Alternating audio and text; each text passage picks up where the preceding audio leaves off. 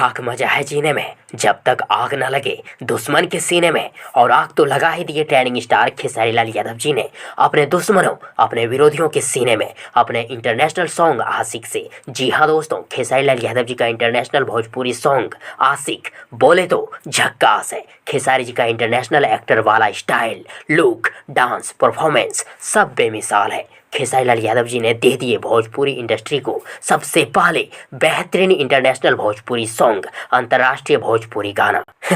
अब रेंगना शुरू कर दे गोबर सिंह खेसारी लाल यादव जी के खींचे हुए लकीर पे। ना ना ना ना ना गोबर सिंह ना ना, तुझसे ना हो पाएगा गोबर सिंह।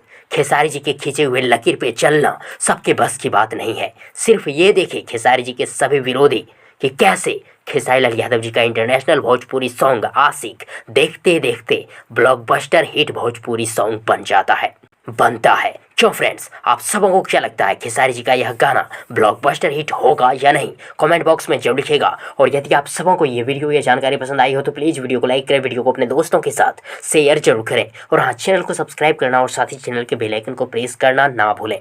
थैंक्स, मिलते हैं एक और नई वीडियो लेकर, तब तक के लिए good wishes for good luck.